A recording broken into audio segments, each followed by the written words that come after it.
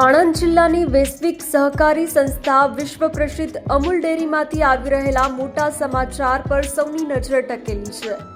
અમૂલ ડેરીના board of ડાયરેક્ટર્સની આજે મળેલી બેઠકમાં ચેરમેન અને વાઇસ ચેરમેનની વરણી કરવામાં આવી છે। આણંદ જિલ્લા સહકારી દૂધ ઉત્પાદક સંઘ એટલે કે અમૂલ ડેરી માત્ર ગુજરાત કે ભારત નહીં પરંતુ સમગ્ર વિશ્વનું એક ગૌરવ છે। આજના દિવસના સૌથી મહત્વના સમાચારની વાત કરીએ તો અમૂલ ડેરીના નવા ચેરમેન તરીકે ખેડા જિલ્લાના સાબલસિંહ સોલંકી પરમારની સર્વાનુમતે વરણી કરવામાં આવી છે। તેમની રાજકીય અને સહકારી ક્ષેત્રની લાંબી કારકિર્દીનો લાભ હવે અમૂલ ડેરીને મળશે, જ્યારે વાઇસ ચેરમેન તરીકે ખેડા જિલ્લાના જ વિજયભાઈ પટેલની વરણી થતા ડેરીના વિકાસ અને પ્રગતિ માટે નવી ગતિશીલ જોડી તૈયાર થઈ છે।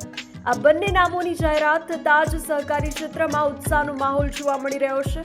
અમૂલ ડેરીના નવા ચેરમેન અને વાઇસ ચેરમેનની આ વરણી ડેરીના ભાવિ સંચાલન માટે એક મહત્વપૂર્ણ વળાંક સાબિત થઈ શકે છે।